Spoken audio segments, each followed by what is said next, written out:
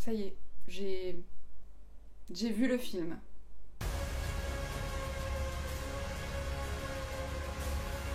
Bonjour à toi qui est derrière ton écran, j'espère que tu vas bien. Oui, aujourd'hui je te pose cette question parce que vu le film qu'on vient de voir, j'espère que tu vas bien. Avant de continuer plus loin, je tiens à prévenir que si tu n'as pas vu le film, pars. Je ne vais pas faire de partie sans spoiler ou quoi, vraiment pars. Si tu veux être protégé du film, va-t'en. Si tu ne me suis pas sur les réseaux sociaux, je t'invite fortement à aller me suivre puisque hier, dans ma story Instagram, je vous ai dit que j'étais partie voir Doctor Strange 2. Je suis donc sortie de ma séance vers 17h30 et j'avais déjà des messages en mode Eloni, quand est-ce qu'elle sort ta vidéo? Qu'est-ce que t'as pensé de ça, ça. Voici dans quel état j'étais après le film. Du coup, je n'ai pas forcément tourné ma vidéo en rentrant du cinéma pour des raisons évidentes de pleurs. Bien sûr qu'on va revenir sur cet événement qui m'a fait verser toutes les larmes de mon corps, mais pour l'instant, on va partir sur un jingle.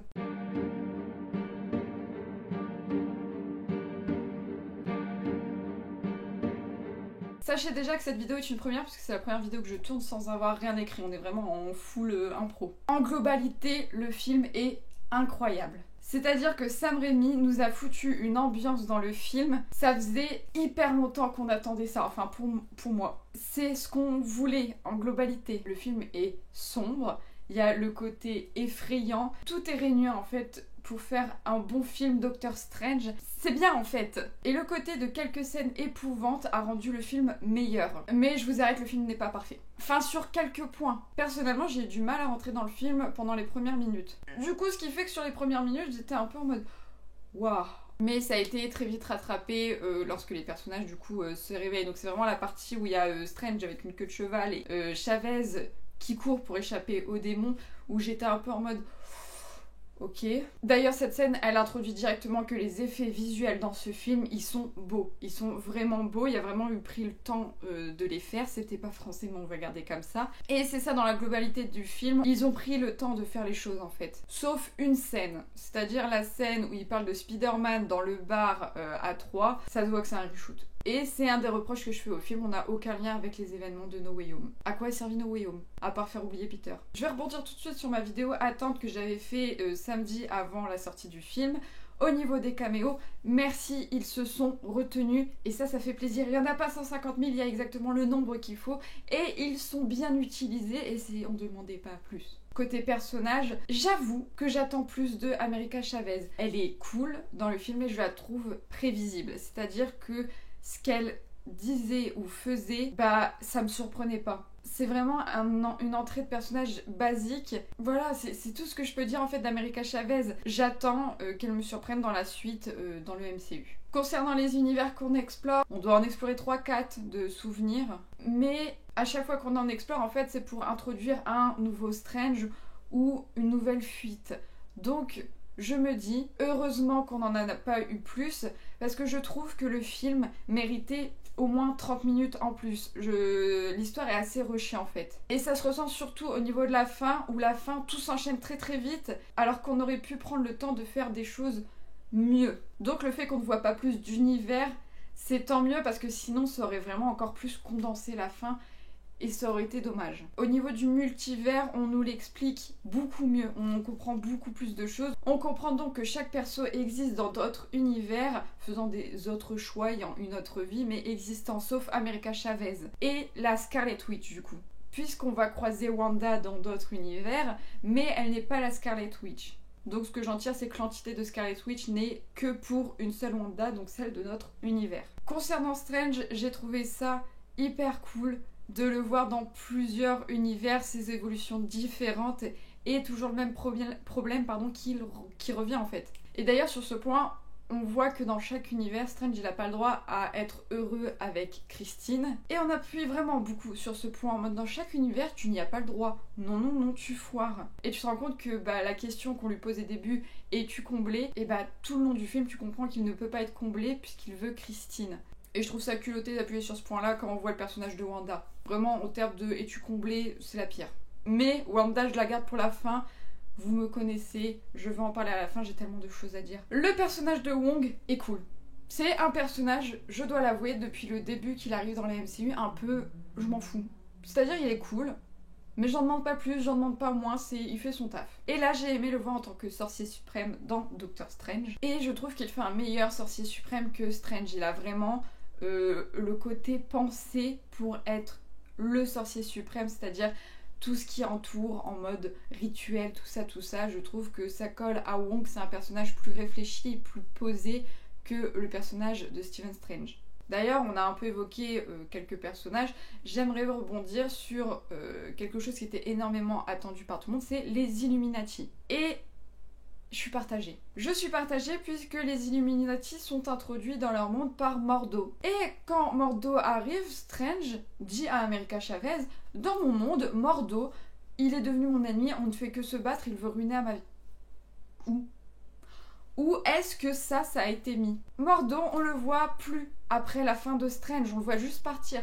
On ne voit aucun combat entre eux. Je trouve ça hyper dommage. Ils nous ont posé une pierre incroyable et ils ne l'ont pas utilisée.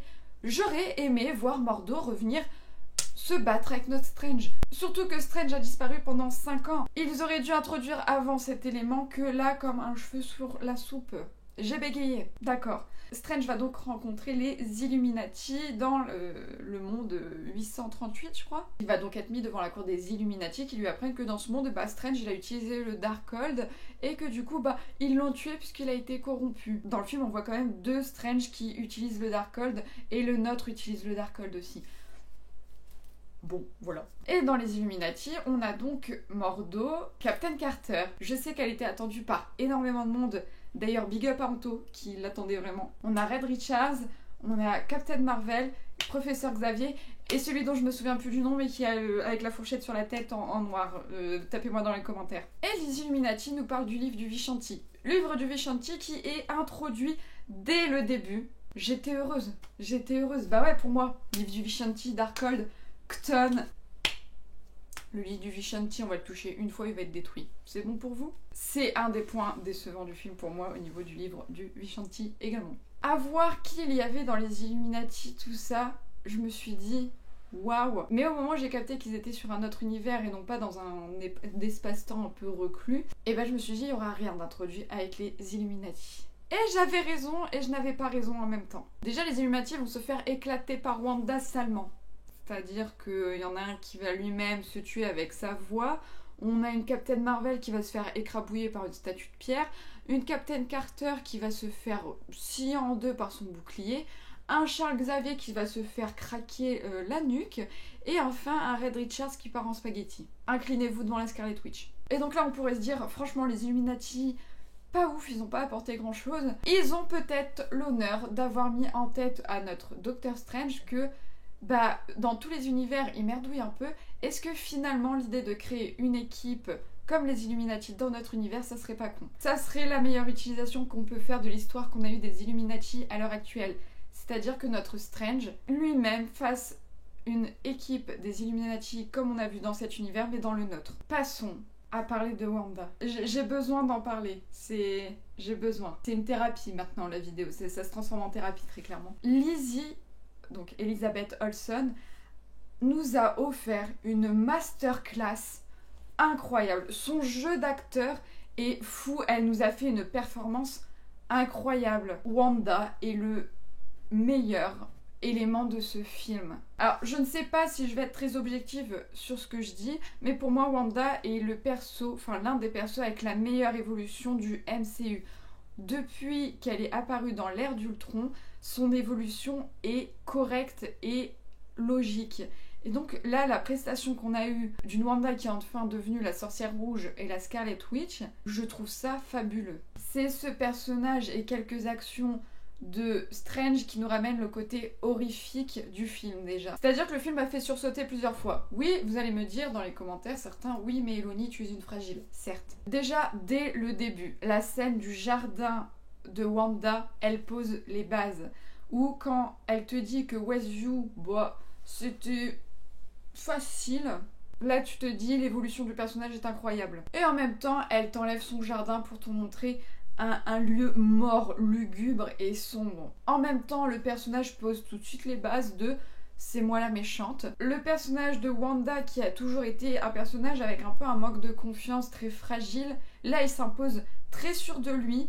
le perso a confiance en lui. Et c'est une facette qu'on n'avait pas encore vue de Wanda. Et j'étais tellement contente de voir ça, même si elle était la méchante, je la défendrais à ma vie, à ma mort. Ok? Et là, directement, elle prend le Darkhold dans les mains, qui vraiment on voit les sorts dedans. Et elle fait directement à Strange, livrez-moi l'enfant, sinon je serai plus gentille avec vous. Déjà, t'apprends que la nana, maintenant elle peut invoquer des démons dans d'autres univers, mais qu'en plus de là, tout ce qu'elle faisait, c'était gentil. Tu te dis, j'ai pas forcément envie de savoir ce que tu vas faire après, Madame Maximoff.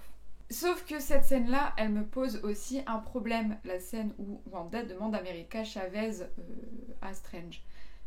Comment Wanda sait l'existence d'America Chavez, comment elle sait son prénom? Est-ce que c'était marqué dans le Darkhold? Est-ce qu'il n'y a pas l'explication à ce niveau-là? Et ça manque. Donc là est posée la première base de le film C'est pas pour les bisounours. Vraiment, c'est le premier film MCU où je me dis ok. Et on a enfin la scène de camartage où Wanda arrive avec un nuage. T'as pas envie de rester dehors, t'as pas envie d'être là. Tu te rends compte du niveau de magie de la sorcière rouge quand tu vois la totalité de Camartage s'armer et l'affronter. Donc elle rentre dans la tête de...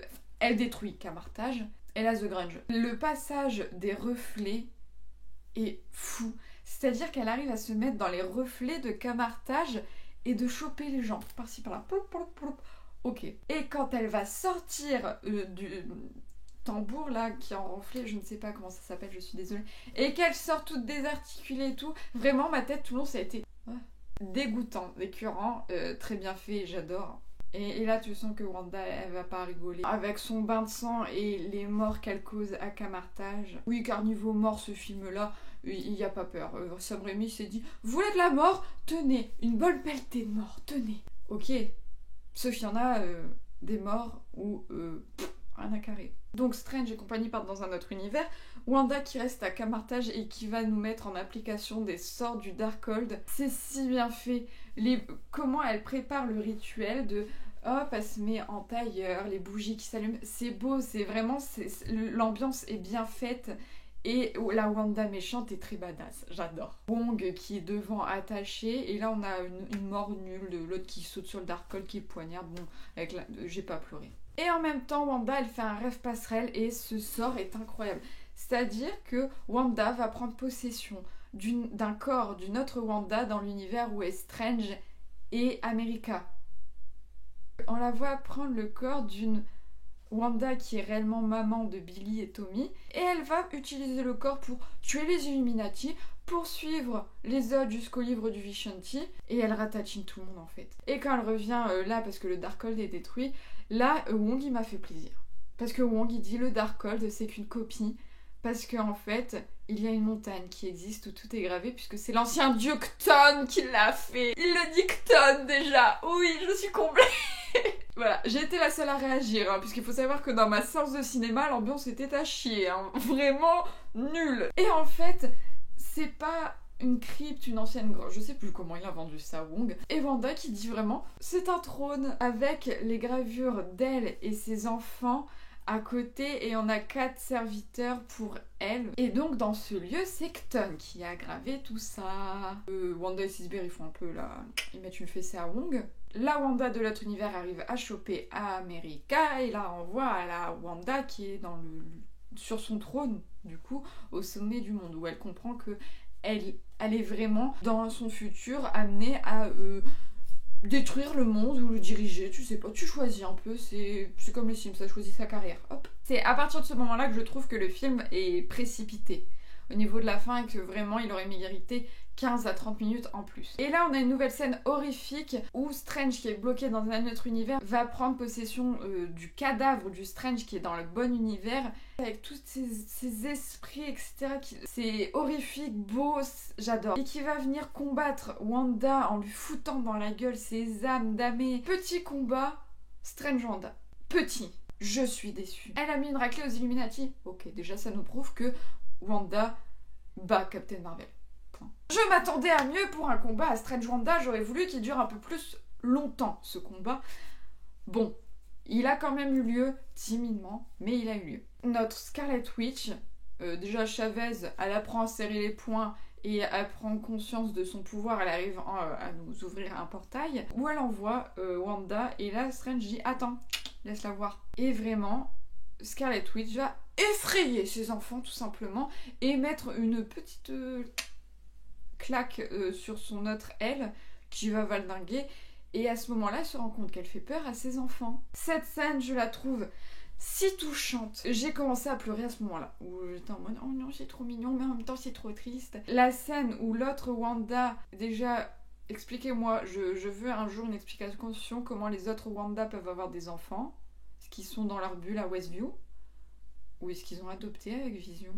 Wanda de l'autre univers qui n'est donc pas la Scarlet Witch touche la joue de Wanda. Tu sais que l'autre Wanda comprend ce qu'elle vit puisque ça se trouve dans ses rêves elle voit la vie de Scarlet Witch où elle voit une Wanda qui n'est pas heureuse, qui n'a pas d'enfant et je pense que c'est ça qui fait dire à notre Scarlet Witch ne t'en fais pas, je leur offrirai tout mon amour, tout notre Scarlet Witch qui en pleure et qui réalise que non, elle peut pas en fait prendre ses enfants puisque c'est ses enfants d'un autre univers et elle peut pas se remplacer elle-même. Elle va retourner dans son univers, elle est détruite.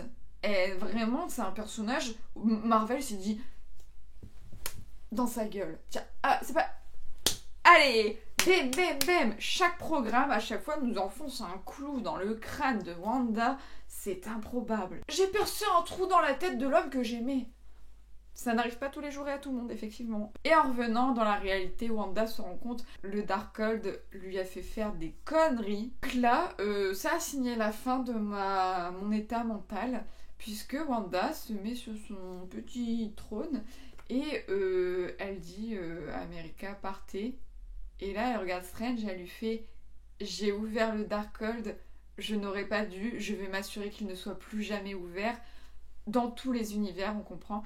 Elle va détruire la montagne qui va s'écrouler sur elle.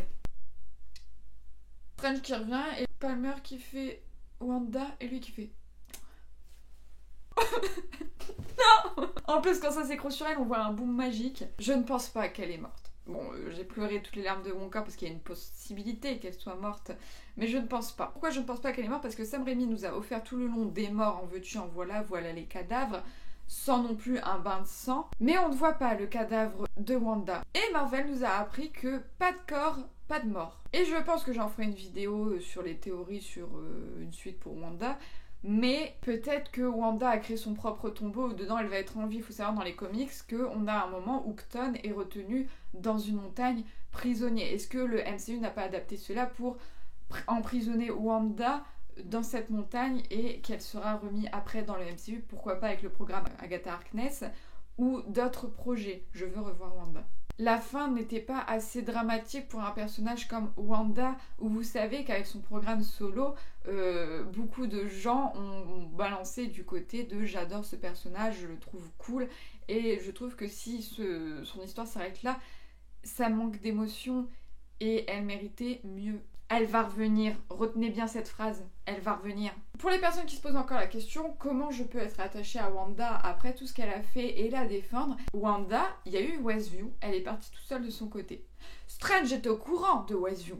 Strange, il va voir Wanda, pourquoi? Parce qu'il a besoin de son aide. Il vient même pas par rapport à Westview, il vient voir une Avengers.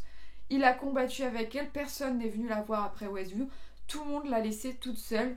Et il vient la voir parce qu'il a besoin d'aide. Donc on est face à un personnage qui a dit au revoir à l'amour de sa vie, qui a dû dire au revoir à ses enfants, qui est resté seul avec un livre qui lui offrait la possibilité de tiens, tu es seul, tu peux peut-être récupérer tes enfants dans un autre univers. Elle a basculé. Et tout le long, on est juste sur une Wanda qui cherche à avoir ses enfants pour plus être seule et vraiment avoir quelqu'un à qui donner son amour et recevoir de l'amour. Je comprends d'un côté, en fait j'ai pas réussi à la détester tout le long du film, en fait j'étais juste, j'espère qu'ils vont trouver une solution pour les deux. Elle est condamnée à pas connaître le bonheur, c'est hyper triste, c'est-à-dire que toutes les nuits, elle voit ses autres, elle, avoir droit à des enfants et elle, on lui dit non, tu es la seule qui n'aura pas de chez toi, pas de mari, pas d'enfant. Tu es condamnée à être seule, Makai. Horrible.